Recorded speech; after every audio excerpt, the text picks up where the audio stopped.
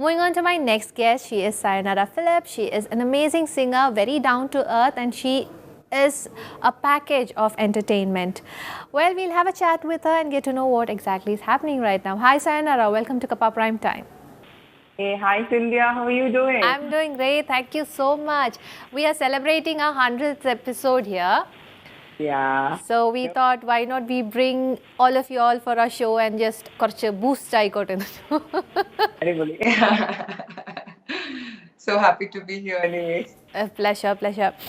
മഞ്ഞു പോലെ ഒരു പെൺകുട്ടി ഐ തിങ്ക് ഒരു 2004-2005 ആ ഒരു കാലഘട്ടത്ത് ഞാനൊക്കെ കോളേജിൽ പഠിക്കുന്ന സമയം I think you are also in your college days അന്ന് പെയ്ത ആ ഒരു മഞ്ഞാണ് ഇപ്പോഴും ഭയങ്കര കുളിർമയോടെ ഒരുപാട് കാര്യങ്ങൾ ചെയ്ത് നടക്കുന്നു. How is life treating you right now?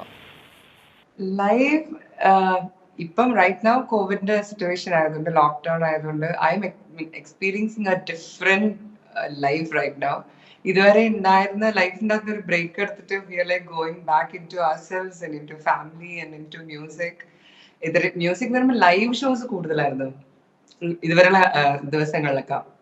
അപ്പൊ ഇനിയിപ്പോ അങ്ങോട്ടേക്ക് ഓൺലൈൻ ലൈവ് പ്ലാറ്റ്ഫോംസും അങ്ങനത്തെ കുറച്ച് കാര്യങ്ങളും ഓൺലൈൻ പിന്നെ എന്താണ് മ്യൂസിക് എനിക്കറിയില്ല മ്യൂസിക് ക്ലാസ്സസ് എൻ്റെ കുറെ ആൾക്കാർ ചോദിക്കുന്നുണ്ട് മാസ്റ്റർ ക്ലാസ് പോലെ എന്തൊക്കെ ചെയ്യാനൊക്കെ. So I'm like trying to create my own steps to practice different variety of methods of music and everything. So it's like going good actually. സമയം ഇല്ല സത്യം പറഞ്ഞ. I also heard that ചെറിയ series എന്തോ launch ചെയ്യാൻ പോവാണ് ഇൻസ്റ്റാഗ്രാമില് with your daughter's pictures ഒക്കെ എന്തൊക്കെയോ. അത് എന്റെ ഒരു സ്വഭാവം വെച്ചിട്ട് അത് എപ്പോഴാണ് റിലീസ് ചെയ്യുന്നതെന്ന് പറയാൻ പറ്റില്ല. പിന്നെ ഇങ്ങനെ ഇടക്കിടക്ക് ഞാനും എന്റെ ഡോട്ടറും കൂടിയിട്ടൊരു ടോയ് സീരീസ് പ്ലാൻ ചെയ്യുന്നുണ്ട്. അതിന് മുന്നോടിയായിട്ട് കുറച്ച് പ്രിപ്പറേഷൻ ഒക്കെ ചെയ്ത് കുറച്ച് ക്യാരക്ടർ സ്കെച്ചിങ് ചെയ്ത് അങ്ങനെ കുറച്ച് സംഭവങ്ങളൊക്കെ അവളും അവളുടെ കസിൻസിനൊക്കെ വെച്ചിട്ട് ക്യാരക്ടർ സ്കെച്ചസ് ഒക്കെ ചെയ്ത് ഞാൻ അതിൻ്റെ അകത്തൊരു ക്യാരക്ടറാണ്. പക്ഷെ ഇതെങ്ങനെ ഇതില് ഇൻസ്റ്റഗ്രാമിലും എഫ് ബിയിലും എന്ത് ഫോർമാറ്റിൽ അവതരിപ്പിക്കണം എന്നുള്ളൊരു കൺഫ്യൂഷനും ഉണ്ട്. പിന്നെ ഒരുപാട് മടിയുണ്ട്.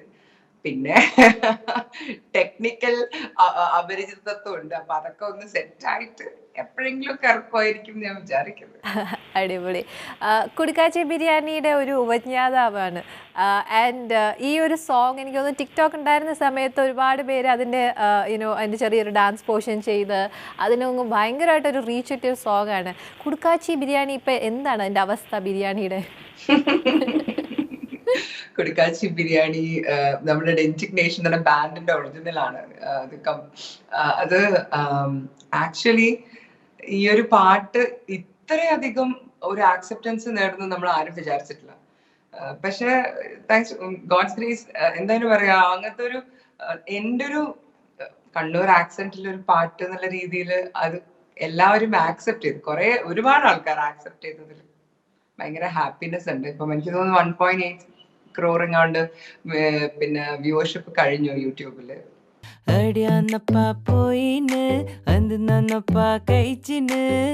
കുഞ്ഞാളാന്റെ വീട്ടില് പോയിട്ട് കൊടുക്കാച്ചി ബിരിയാണി കഴിച്ചിന് ബേങ്കി ബേങ്കി ബേങ്കി ബൂം ബൂം ബേങ്കി ബേങ്കി ബേങ്കി ബൂം. അൺഎക്സ്പെക്റ്റഡ് ആയിട്ടുള്ള ട്വിസ്റ്റ് ആൻഡ് ടേൺസ് ആണ് സയുടെ ലൈഫിൽ എപ്പോഴും വന്നിട്ടുള്ളത്. That too from the very start. പഠിത്തത്തിൻ്റെ കാര്യത്തിലായാലും പാട്ട് വേണോ പഠിത്തം വേണോ എന്ന് ചൂസ് ചെയ്യേണ്ട സമയത്തിൽ you choose music and then the journey continue. So amazing. ഓരോരോ ഘട്ടത്തിലെത്തുമ്പോൾ മെറൈൻ ബയോളജി വേണോ അല്ലെങ്കിൽ അൽഫോൻസേട്ടന്റെ മ്യൂസിക് ഡയറക്ടോറിയലിൽ പോയിട്ട് ഒരു പാട്ട് പാടണോ എന്നുള്ള ചോയ്സിൽ എന്റെ മമ്മി അടക്കം പറഞ്ഞത് പിന്നെ നീ ഇതിന് പിന്നെ പഠിത്തമൊക്കെ കഴിഞ്ഞിട്ട് മതി പാട്ട്. പക്ഷെ എന്റെ ഡാഡി ആണെങ്കിൽ ഒരു മ്യൂസീഷ്യനാണ്. So I had to choose music over my education. പക്ഷെ അതുകൊണ്ട് ഞാൻ ഏറ്റവും നല്ലൊരു ഡെസിഷനാണ് അന്ന് ചെയ്തതെന്ന് ഇപ്പൊ ഞാൻ വിചാരിക്കുകയാണ്. Your superhero has always been your dad, I believe. Definitely. ഞാൻ എൻ്റെ ഒരു 5ാമത്തെ വയസ്സ് മുതൽ he made me learn all kind of music. അതായത് Hindustani, Carnatic I was like 12 years Carnatic student ആയിരുന്നു. ഡാഡി പല മ്യൂസിഷ്യൻസിൻ്റെ അടുത്ത് അയച്ച് പഠിപ്പിച്ച് അങ്ങനെ. We are actually a musicians family. So more than exams and everything നമ്മൾ കൂടുതലായിട്ടും ഇവിടെ പിന്നെ എന്താ പറയാ വോക്കൽ ഹാർമണീസിനെ പറ്റിയിട്ടും പ്രത്യേകിച്ച് ക്രിസ്മസ് ടൈമിനൊക്കെ നമ്മൾ ഫാമിലി ആയിട്ട് ഒരുമിച്ച് ഇരുന്നിട്ട് പിന്നെ first part, second part, third part അങ്ങനെ വോക്കൽ ഹാർമണീസും അതൊക്കെ ഡാഡി ലെയേഴ്സ് ഒക്കെ സെറ്റ് ചെയ്ത് പ്രാക്ടീസും അങ്ങനെയൊക്കെയാണ് ബേസിക്കലി. അടിപൊളി, സൂപ്പർ. സോ എന്തായാലും സൈഡ് ഒരു പാട്ട് കേൾക്കാം. നമ്മൾ പാട്ടുകാരെ വിളിച്ചു നിർത്തിയിട്ട് പാട്ട് പഠിപ്പിക്കാതല്ലല്ലോ ഇരിക്കുന്നത്. Listen to one of your songs. Yeah, okay. എന്നും മുന്നിൽ കാണുമ്പോഴിനുള്ളം തുള്ളിത്തുളുമ്പുന്നതെന്തോ ഇതെന്തോ ഞാനണഞ്ഞ വഴിയരികുകൾ പൂവാൽ മൂടി ഞാൻ മറന്ന പ്രിയവരികളിൽ തേൻ തൂകി നീ. സാനയുടെ ഇപ്പോഴൊരു പുതിയൊരു അവതാരം എന്ന് പറയുന്നത് ഇസ് ഡബിങ്. അതിലെടുത്ത് പറയേണ്ടത് ഇസ് ഹേജ്യൂഡിൽ one of the editor of that film is one of my friends. So ആ എഡിറ്റിംഗ് നടക്കുന്ന സമയം he happen to tell me that Sana is giving voice for Trisha. And he told me like ഒരുപാട് ഭയങ്കര sync ആയിട്ട് പോകുന്നൊരു voice ആണ്. Because Trisha is already ഒരു non മലയാളിയാണ്. അപ്പോൾ അതിന് മാച്ച് ചെയ്ത് വരേണ്ട ഒരു വോയിസ് സയോണറയാണ് ചെയ്യുന്നതെന്ന് പറഞ്ഞപ്പോൾ I was like, oh my god, she into dubbing also. So, how did dubbing happen to you? Dubbing ഭയങ്കര ഒരു അൺഎക്സ്പെക്റ്റഡ് ആയിട്ട് വന്നെന്ന് പറയാൻ പറ്റും. നമ്മൾ ആക്ച്വലി സൗമ്യ എൻ്റെ വളരെ അടുത്തൊരു സുഹൃത്താണ്, സൗമ്യ സദാനന്ദൻ. അപ്പം സൗമ്യ ഒരു റാബിറ്റ് ഹോൾ എന്ന് പറഞ്ഞിട്ടൊരു പിന്നെ ഷോർട്ട് ഫിലിം ചെയ്തിരുന്നു. അപ്പൊ ഒരിക്കൽ നമ്മൾ ഒരുമിച്ചിരുന്ന് ചായ കുടിച്ച് എന്തോന്നിരിക്കുന്ന സമയത്ത് ഞാൻ ആരോ മിമിക് ചെയ്തിട്ട് എന്തോ ഒരു സംഭവം ചെയ്തുകൊണ്ടിരിക്കുകയായിരുന്നു എന്നൊക്കെ പറഞ്ഞിട്ട് വോയിസ് ഒക്കെ ഓഡിയോയിലൊക്കെ ചെയ്തിട്ട്. അപ്പൊ സൗമ്യ ഇങ്ങനെ കുറേ സമയം നോക്കിയിട്ട് ഡബിങ് ചെയ്യുമെന്ന് വെച്ചു.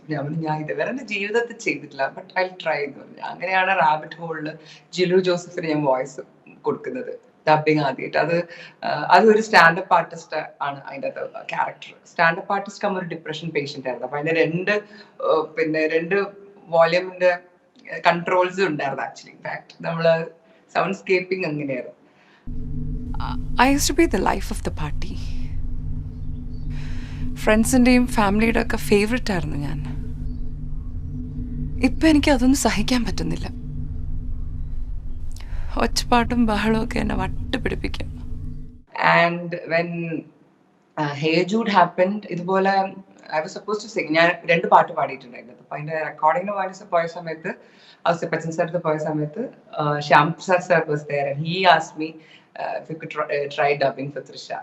തൃശ്യയുടെ വോയിസ് യൂഷ്വലി തൃശ്യ സംസാരിക്കുന്ന റേഞ്ച് എന്ന് പറയുന്നത് ഇപ്പൊ എന്റെ വോയിസ് ലെവലിനെക്കാട്ടി കുറച്ചും കൂടി ഒരു ഹയർ പിച്ച്ഡ് ആണ്. അപ്പം അതിൻ്റെ അകത്ത് കുറച്ച് ട്വീക്ക് ചെയ്തിട്ടാണ് ഓരോ ലൈനും നമ്മൾ കുറച്ച് ഹൈ പിച്ച്ഡ്, അതായത് മനസ്സിലായില്ലേ ഒരു എനിക്ക് അങ്ങനത്തെ ഒരു സാധനം. And it was hell lot of experience for me, and it was like എനിക്കത് ഭയങ്കര ഇഷ്ടമാണ് ഡബിങ്. ഇൻഫാക്ട് അതിനുശേഷം സ്റ്റാൻഡപ്പിൽ നിമിഷ സജീന് വേണ്ടിയിട്ടും വോയിസ് കൊടുത്തു വിധു വിൻസെന്റിന്റെ പടം. Saina, you have worked with a lot of music directors. അത് ഒത്തിരി സീനിയേഴ്സ് ആയിട്ടുള്ളവരാണെങ്കിലും നമ്മുടെ യങ് ആയിട്ടുള്ള മ്യൂസിക് കമ്പോസേഴ്സിൻ്റെ കൂടെ ആണെങ്കിലും what is the major difference that you found between രണ്ടുപേരും ട്രീറ്റ്മെൻറ്റ് ഓഫ് സോങ്സ് ആൻഡ് സിംഗേഴ്സിനെ ട്രീറ്റ് ചെയ്യുന്നത്? സീനിയർ മോസ്റ്റ് മ്യൂസിക് ഡയറക്ടേഴ്സിന്റെ കൂടെ എന്ന് പറഞ്ഞാൽ ഞാൻ അങ്ങനെ എനിക്ക് ആക്ച്വലി ജോൺസൺ മാഷിനൊക്കെ കൂടെ എനിക്ക് ഒരു പാട്ടെങ്കിലും എനിക്കൊന്ന് പാടണം, ഒരു കോറസ് എങ്കിലും പാടണം എന്ന് ആഗ്രഹം ഉണ്ടായിരുന്നു. പക്ഷെ എനിക്ക് അങ്ങനെ ഒരു ഭാഗ്യം ഉണ്ടായിട്ടില്ല. പക്ഷെ രവീന്ദ്ര മാഷ് ഒരിക്കൽ ജാസി ചേട്ടനിടുന്ന എൻ്റെ ഒരു പിന്നെ ഡെമോ കേട്ടിട്ട് രവീന്ദ്രൻ സാർ ഒരിക്കൽ വിളിച്ച് സംസാരിച്ചിരുന്നു, സായന്റെ വോയിസ് ഒന്ന് ട്രൈ ചെയ്യണമെന്നുണ്ട്, എനിക്ക് നല്ലൊരു ഇതുവരെ പാടാത്ത തരത്തിലൊരു സോങ് ആയിരിക്കും എന്നൊക്കെ പറഞ്ഞു. പക്ഷെ പിന്നെ അപ്പത്തേക്ക് പിന്നെ മൂപ്പർ അങ്ങനത്തെ ഒരു ഭാഗ്യം എനിക്ക് കിട്ടിയിട്ടില്ല. അതിനു മുമ്പ് പിന്നെ മൂപ്പർ അങ്ങ് പോയി. അപ്പോ പക്ഷെ പിന്നെ എം ജയചന്ദ്രൻ സാറിന്റെ കൂടെ ഒക്കെ ഞാൻ വർക്ക് ചെയ്ത എക്സ്പീരിയൻസ് ഉണ്ട്. And I always felt that അവരൊന്നും അങ്ങനെ സ്ട്രിക്റ്റ് ആൾക്കാരൊന്നും പുറമെ നമ്മൾക്കൊക്കെ തോന്നുന്നതാണ്. ഓരോരുത്തരും ഓരോ ടൈപ്പാണ്. ഞാൻ ഔസേപ്പച്ചൻ സാറിന്റെ അടുത്തൊക്കെ ഭയങ്കര കൂളായിട്ട് സംസാരിക്കും. പ്രത്യേകിച്ച് ഞാൻ കുട്ടമ്പിള്ളിയുടെ മ്യൂസിക് ചെയ്യുന്ന സമയത്ത് സാറ് വിളിച്ചിട്ട് എനിക്ക് കുറെ കാര്യങ്ങൾ പറഞ്ഞു തന്നു ഔസേപ്പച്ചൻ സാർ. ഒരിക്കലും ക്യാരിഡ് ഓഫ് ആയി പോകരുത്. മ്യൂസിക് കമ്പോസിംഗിൽ വരുന്ന സമയത്ത് ചില സമയം സിംഗിങ് വിട്ട് മ്യൂസിക്കിലോട്ട് കമ്പോസിംഗ് ഒക്കെ പോകണം എന്ന് തോന്നും. പിന്നെ സാറിന്റെ എക്സ്പീരിയൻസ് വെച്ച് സാർ സംസാരിച്ചിരുന്നു. And in that I M like very lucky. Gopi Sundar ആണെങ്കിലും ദീപക് ദേവ് ആണെന്നുണ്ടെങ്കിലും എല്ലാവരുമായിട്ട് ഞാൻ പൊതുവെ നല്ല ഫ്രണ്ട്ലി ഒരു ഇതാണ്, കോൺവെർസേഷൻ ആണ്. എന്തുണ്ടെന്നുണ്ടെങ്കിൽ സംശയം ചോദിക്കും ബിജി ചേട്ടൻ്റെ അടുത്തൊക്കെ. ആൻഡ് എനിക്ക് അങ്ങനത്തെ ഒരു വ്യത്യാസം എന്നുള്ള രീതിയിൽ അങ്ങനെ ഫീൽ ചെയ്തിട്ടില്ല കേട്ടോ. Right. And how was it with A.R. Rahman? That is kind of ഞാൻ ഒരിക്കലും എൻ്റെ ഒരു ഡ്രീമിൽ പോലും റഹ്മാൻ സാറിനെ മീറ്റ് ചെയ്യണം, റഹ്മാൻ സാറിനോട് പാട്ട് പാടണം എന്നുള്ളൊരു തോട്ടൊന്നും ഉണ്ടായിട്ടില്ല. ബിക്കോസ് എനിക്കറിയില്ല അതൊക്കെ എനിക്ക് ചെയ്യാൻ പറ്റുമോ ഇല്ലയോ എന്നൊന്നും എനിക്കറിയില്ല. എനിക്കറിയില്ല, I don't dream at all എന്ന് പറയുന്നില്ല, but I guess I am less ambitious in that case. അപ്പം റഹ്മാൻ സാറിന്റെ കോറസ് സിംഗർ ആയിട്ടാണ് ആദ്യമായിട്ട് ഞാൻ 3D വേൾഡ് കോൺസെർട്ടിൽ പോകുന്നത്. ആൻഡ് ദെൻ അവിടെ പോയ സമയത്ത് ഇതുപോലെ എല്ലാ മ്യൂസിഷ്യൻസിനെയും സാറിന് അറിയുന്നതാണ്. they used to do shows and all, so I used to be the junior most one. And ആദ്യമായിട്ട് റഹ്മാൻ സാറിനെ കണ്ട സമയം there was nobody to introduce me. സാറിനെയാണ് എന്റെ ഇത് വോയിസ് കേട്ട് വിളിച്ചതൊക്കെ. And we were rehearsing just then sir came in, and then sir was like randomly he saw me and said, "Oh Sainora, you can come and then maybe you can sing this song." അങ്ങനെ എന്തോ ആയിരുന്നു ആദ്യത്തെ conversation. And I was like so thrilled. ഭയങ്കര ഒരു ഞാൻ വേഗം അപ്പുറത്തെ റൂമിൽ പോയി ഭയങ്കര ഇമോഷണൽ ഒക്കെ ആയി. ഒരു ഞാൻ എൻ്റെ ലൈഫിൽ എനിക്കറിയില്ല അത് എന്താണ്, ഒരു ഡെസ്റ്റിനി പോലെയൊക്കെയാണ്. അങ്ങനത്തെ ഒരു അൺഎക്സ്പെക്ടഡ് മൊമെന്റ് മാത്രമല്ല, അങ്ങനത്തെ ഒരു ഡെസ്റ്റിനി എന്നെ വെയിറ്റ് ചെയ്തിട്ടുണ്ടെന്ന് എനിക്ക് അറിയുന്നുണ്ടായിരുന്നില്ല when I went there. Because ഞാനൊരു ഭയങ്കര ഒരു സ്മോൾ ടൗൺ വില്ലേജ് ഗേൾ ആണ്. അതിൻ്റെ അവിടെ നിന്ന് the journey for me was like incredible. നമുക്കത് അത് എക്സ്പ്രസ് ചെയ്യാൻ പറ്റില്ല വേർഡ്സിൽ. Alright, so we'll listen to one of your songs. ഏതെങ്കിലും ഒരു ഫേവറേറ്റ് സോങ് ഒന്ന് പാടാം. ഇതുവരെ അറിയാതെ പോയി ഏകാന്തമജ്ഞാതമാമി ഭൂമി എന്നോമൽ സ്വപ്നങ്ങൾ ഇടം ഫലം നിൽപ്പൂ കാണാൻ ആടാൻ പാടിടുവാൻ. Alright, so സയനറ വളരെ മനോഹരമായിട്ട് കവിതകൾ എഴുതുമെന്ന് ഞാൻ കേട്ടിട്ടുണ്ട്. അതിൽ ആദ്യത്തെ ഒരു കവിത വാസ് അബൌട്ട് തവള. And No, that is like, it is one of my കവിതകൾ only. പക്ഷെ അത് എന്റെ ഫസ്റ്റ് കവിത അതായിരുന്നില്ല. ഫസ്റ്റ് കവിത പാനൂർ വിതുമ്പുന്നു എന്ന് പറഞ്ഞിട്ടൊരു കവിതയാണ്. ആദ്യമായിട്ട് ഒരു പൊളിറ്റിക്കലി ഇതായിട്ടുള്ള ഒരു കവിതയാണ്. പൊളിറ്റിക്കൽ എന്ന് പറയാൻ പറ്റൂല.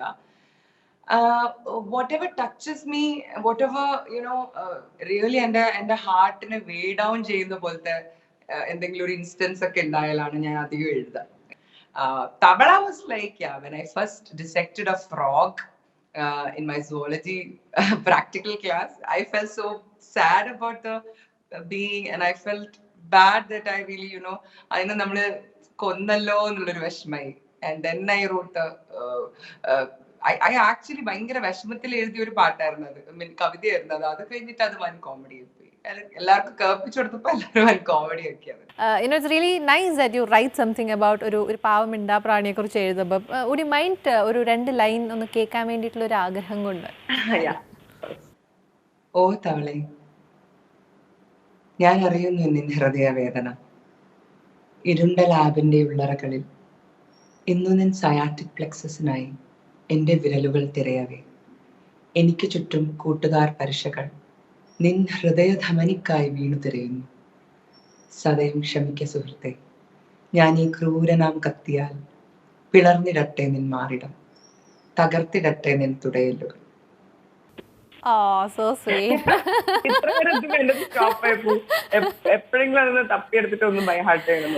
No, that's very sweet of you. I mean, like, people don't normally appreciate ചെയ്യുന്നില്ല എന്നുള്ളതല്ല, but it is a different way of thinking. This is how we think out of the box, so it's nice. It is always എല്ലാ living ബീയിങ്സിനും ഒരു സംഭവം ഉണ്ട്. We all belong to each other എന്നുള്ള ഒരു concept ആണ് actually. Human beings don't stand by themselves. Everything is united എന്നൊരു feeling ആണ് എനിക്ക് എപ്പോഴും. സൈനറ, ഏതെങ്കിലും ഒരു പോയിന്റ് ഓഫ് കോഴ്സ് എല്ലാവർക്കും ഒരു സാച്ചുറേഷൻ പോയിന്റ് ഉണ്ട് ലൈഫിൽ, പല കാര്യത്തിലായാലും തന്നെ. Have you ever reached A saturation point were you thought okay എനിക്കിനി ഇതൊന്നും വേണ്ട, ഇനി കുറച്ചധികം എനിക്ക് സമാധാനം മതി എന്ന് തോന്നി ഏതെങ്കിലും ഒരു പോയിന്റ് ഉണ്ടായിരുന്നു ലൈഫിൽ? അങ്ങനത്തെ ഒരു പോയിന്റ് എനിക്ക് ഉണ്ടായിട്ടില്ല. എനിക്ക് ചില റിലേഷൻഷിപ്സ് ചിലപ്പോൾ എനിക്ക് സാച്ചുറേറ്റഡ് ആയിട്ടുണ്ട്. ചിലപ്പോൾ ഞാൻ വിചാരിക്കും ഇത് മതി, എനിക്ക് ഒരു ഫീലിംഗ് അടിക്കും എനിക്ക്. ചിലപ്പോ ഫ്രണ്ട്ഷിപ്സ് ആണെങ്കിലും ചിലപ്പം നമുക്ക് ഔട്ട് ഓഫ് കൺട്രോൾ ആയി പോകുമ്പോൾ we think that okay fine this is enough and I have my thing എന്നുള്ളൊരു സംഭവം ഫീൽ ചെയ്തിട്ടുണ്ട്. പക്ഷെ എനിക്ക് ഒരിക്കലും അതെന്റെ ഫീൽഡിൽ എന്റെ മ്യൂസിക്കിൽ എനിക്ക് അങ്ങനെ ഫീൽ ചെയ്തിട്ടില്ല. Right.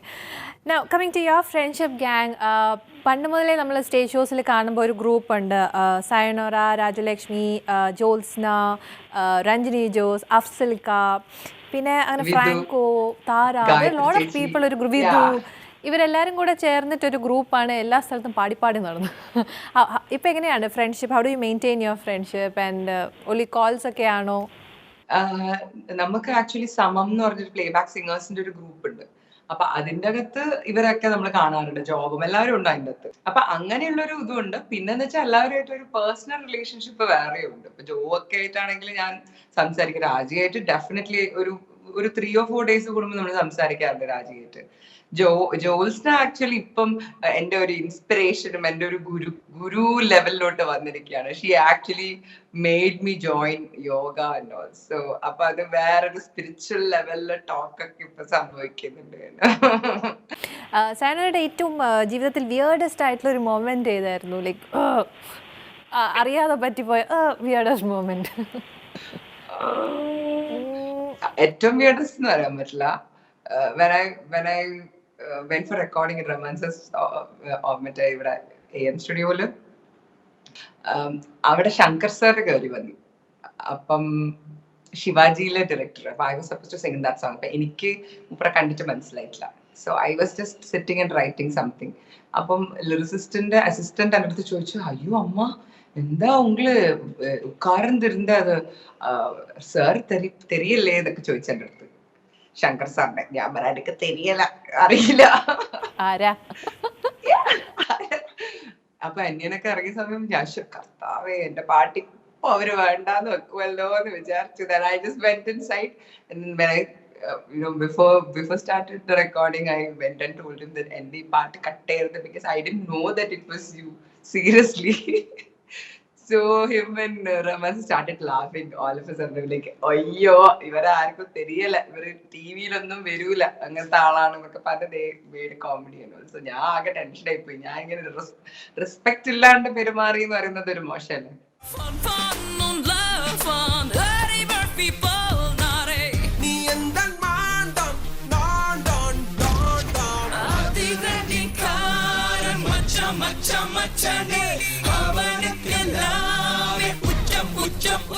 Not all Malayalis can sing English so well എന്ന് വെച്ചാൽ ആ ഒരു ആക്സെൻറ്റോട് കൂടി അല്ലെങ്കിൽ ആ ഒരു മോഡുലേഷനിൽ കിട്ടുന്നത്. ബട്ട് വെരി ഫ്യൂ അതെ. അതിലൊരെണ്ണം സയോണറയാണ്.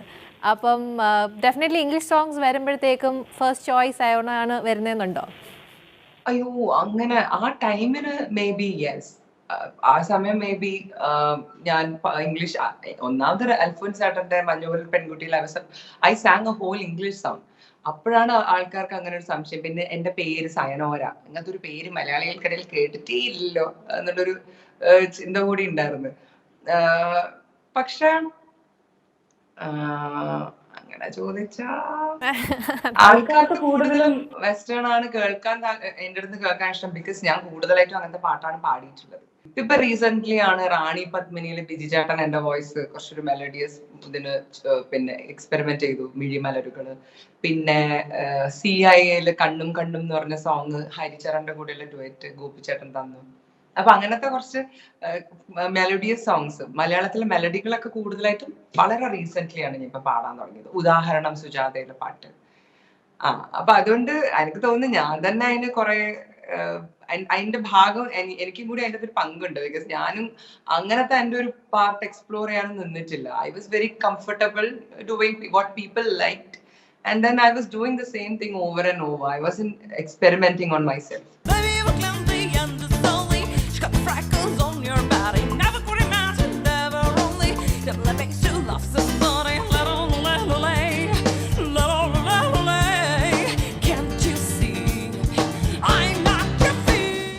Sana, to whom do you attribute your success to? ഒരു അങ്ങനെ ഒരു പേഴ്സൺ ഉണ്ടോ ലൈഫിൽ that you know I owe all this definitely? ഇപ്പം അച്ഛനെ പറഞ്ഞായിരുന്നു, അച്ഛനായിരുന്നു പാട്ട് പഠിക്കാനായിട്ട് തള്ളി വിടുന്നതെന്ന്. Any other person was influenced you in your life? എന്നെ ഒരുപാട് ആൾക്കാർ ഇൻസ്പയർ ചെയ്തിട്ടുണ്ട്. എൻ്റെ ഗുരുക്കന്മാർ എന്നെ ഇൻസ്പയർ ചെയ്തിട്ടുണ്ട്. ഡാഡിയാണ് മെയിൻ എൻ്റെ ഇൻസ്പിറേഷൻ. ഡാഡി ഭയങ്കര ഹാർഡ്ഷിപ്സ് ഒക്കെ കഴിഞ്ഞ് വന്നിട്ടും ഡാഡി മ്യൂസിക്കിനോടുള്ള പാഷൻ കൊണ്ട് മാത്രമാണ് ഡാഡി അത് ഒറ്റക്ക് തന്നെ പഠിച്ചത്. അങ്ങനത്തെ ഒരു ഹിസ്റ്ററി അങ്ങനെ ഒന്നും ഉണ്ടായില്ല. ഡാഡിയുടെ ബ്രദർ ഒരു മ്യൂസിഷ്യൻ ആയിരുന്നു, ബട്ട് സ്റ്റിൽ മുബർ നന്നായി സ്ട്രഗിൾ ചെയ്തിട്ടാണ് ഡാഡി മ്യൂസിക് പഠിച്ചതൊക്കെ. അപ്പൊ അതുകൊണ്ട് തന്നെ പല കാര്യങ്ങളും ഇപ്പൊ എൻ്റെ അനിയനുമാണ് ഞാൻ രണ്ടുപേരാണ് നമ്മളെപ്പോഴും മ്യൂസിക് ക്ലാസ്സസിനോ അല്ലെങ്കിൽ ഡാൻസ് അങ്ങനത്തെ എല്ലാ ഇൻസ്ട്രുമെന്റ് ക്ലാസ്സസിനും പോക്ക്. അപ്പൊ നമുക്ക് ചെറുപ്പം മുതലേ എൻ്റെ ഒരു കോൺസെപ്റ്റില് ഓരോരുത്തരും അവരവരുടെ പാട്ട് പ്ലേ ചെയ്തിട്ടുണ്ട് എന്നെ ഫോം ചെയ്യുന്നതിൽ. എൻ്റെ മമ്മി ആണെങ്കിലും എൻ്റെ ഫാമിലി, എൻ്റെ ഫ്രണ്ട്സ്, ഓരോരോ കാലഘട്ടത്തിൽ ഓരോരുത്തർ എന്നെ ഇൻസ്പയർ ചെയ്തിട്ടുണ്ട്. ആൻഡ് എനിക്ക് തോന്നുന്നു അതാണ് ഒരു ടോട്ടാലിറ്റി എന്ന് പറയുമ്പോൾ അതാണ്. എന്നെ ശരിക്കും ഇൻസ്പയർ ചെയ്തിട്ടുള്ള ഒരുപാട് മ്യൂസിഷ്യൻസ് ഉണ്ട്, ഫ്രണ്ട്സ് ആയിട്ടുള്ള തന്നെ. ഇപ്പം അങ്ങനെയാണ്. I mean I actually want to give each and every one of them a part. എനിക്ക് അങ്ങനെയാണ് തോന്നുന്നത്. ആൻഡ് സക്സസ് എന്നൊക്കെ പറയുന്നത്, അങ്ങനെ സക്സസ് എന്നൊക്കെ പറയാൻ പറ്റുമെന്ന് എനിക്കറിയില്ല. ഐ ഡോണ്ട് എനിക്ക് ആ സക്സസിന്റെ ഒരു ടെർമിനോളജിയിലൂടെ എനിക്കൊരു യോജിപ്പില്ല. It's like I am doing what I can do my best in what ever things I can. അതില് എനിക്ക് അതിങ്ങനെ ഒരു അളക്കണമെന്ന് എനിക്ക് അറിയില്ല കേട്ടോ. ബിക്കോസ് ഭയങ്കര ബ്രില്യൻലി ടാലന്റഡ് ആയിട്ടുള്ള എത്രയോ ആൾക്കാരുണ്ട് ചുറ്റിലും. I should be really grateful that for what I am. അത്രയും നോട്ട് സക്സസ്ഫുൾ അങ്ങനെയൊന്നും എനിക്ക് പറയാൻ പറ്റില്ല. സോ ഇപ്പം നമ്മൾ ഈ ഒരു 100ാമത്തെ എപ്പിസോഡിൽ വന്നിട്ടുള്ള എല്ലാ കലാകാരന്മാരും ആർട്ടിസ്റ്റുകളെല്ലാവരും യുനോ ഒരുപാട് പേര് സ്ട്രഗിൾ ചെയ്തിട്ട് but they have not been in the limelight. And കുറച്ച് പേര് ഉണ്ടായിരുന്ന ഇൻഡസ്ട്രിയിൽ പക്ഷെ അവരെ കാണാനില്ലായിരുന്നു. So we manage to bring all of them on our show. And ഇപ്പോഴത്തെ ഒരു പാൻഡമിക് ടൈമിലാണെന്ന് തോന്നുന്നു ഏറ്റവും കൂടുതൽ ആൾക്കാർ ഒരു those who have embraced arts കൂടുതലും സ്ട്രഗിൾ ചെയ്യുന്നത്. സോ അങ്ങനെയുള്ളവർക്കൊരു ചെറിയ ഒരു ഗൈഡ് അല്ലെങ്കിൽ ഒരു മോട്ടിവേഷൻ എന്ന രീതിയിൽ you know what would it be from your end? Because you are one person who have experienced it. ഒരു പെർഫോമർ എന്ന രീതിയിൽ ഡെഫിനറ്റ്ലി നമുക്ക് അറിയാൻ പറ്റും എത്രത്തോളം അത് സാഡ് ആണെന്നുള്ളത്.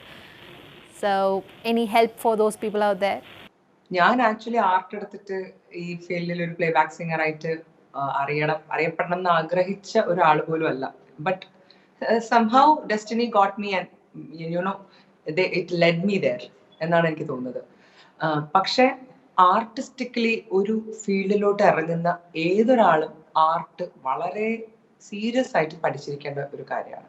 ഇപ്പൊ if you want to be guitarist അല്ലെങ്കിൽ ഒരു വോക്കലിസ്റ്റ് അല്ലെങ്കിൽ if you want be a composer, you need to do your homework very very well. Because ഈ ഒരു പിന്നെ കാലഘട്ടത്തില് പിന്നെ ഒരുപാട് ആളുകളുടെ ഇടയിൽ നിന്ന് നമ്മളുടെ ഒരു സിഗ്നേച്ചറാണ് നമ്മൾ ലോകത്തിന് കൊടുക്കാൻ പോകുന്നത്.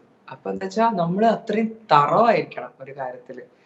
പിന്നെ ഒരു മോട്ടീവ് എന്ന് പറയുന്നത് ആർട്ടിൽ കൂട്ടം മണി മേക്കിംഗ് ആണ്. അത് മോട്ടീവിന്റെ ഒരു സംഭവം കൂടി, അതും ഡിബേറ്റബിൾ ആണ്. കാരണം എന്താണ് നിങ്ങളുടെ പ്രയോറിറ്റി എന്നുള്ളതാണ്. നിങ്ങൾക്ക് ശരിക്കും ലോകത്തിൽ നിലനിൽക്കുന്ന ആർട്ട് ഫോംസ് നിങ്ങളുടെ ത്രോട്ടിലൂടെയോ അല്ലെങ്കിൽ നിങ്ങളുടെ ഇൻസ്ട്രുമെന്റിലൂടെയോ നിങ്ങൾക്ക് ക്രിയേറ്റ് ചെയ്യണം എന്നുള്ളൊരു കാര്യം, അത് ഇമ്പോർട്ടന്റ് ആണ്. അതിന് വേണ്ടിയിട്ടുള്ള കാര്യങ്ങളാണ് ഇപ്പൊ ഞാൻ പറഞ്ഞത്. നേരെ മറിച്ച് ആർട്ടിനെ കൊണ്ട് നമ്മൾ ജീവിക്കുക എന്ന് പറയുന്നതില് നമ്മളുടെ ഒന്ന് മാർക്കറ്റിംഗ് അത് ഇമ്പോർട്ടന്റ് ആണ്. പക്ഷെ അതുകൊണ്ട് മാത്രമല്ല, നമ്മൾ എന്താണ് കണ്ടന്റ് നമ്മൾ റിലീസ് ചെയ്യാൻ ഉദ്ദേശിക്കുന്നത് അതും ആക്ച്വലി സ്പീക്കിംഗ് ട്രഷറബിൾ ആയിരിക്കണം, യുണീക്ക് ആയിരിക്കണം, നിങ്ങളുടെ സ്വന്തം കോൺട്രിബ്യൂഷൻ എന്നുള്ള രീതിയിൽ. Yes, well said. So anyway sayonara, thank you so much. ഒരുപാട് സന്തോഷം സംസാരിക്കാൻ പറ്റിയതിലും ഒരുപാട് വിശേഷം അറിയാൻ പറ്റിയതിലും.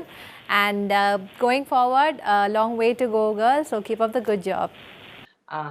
Thanks India, thank you for having me here.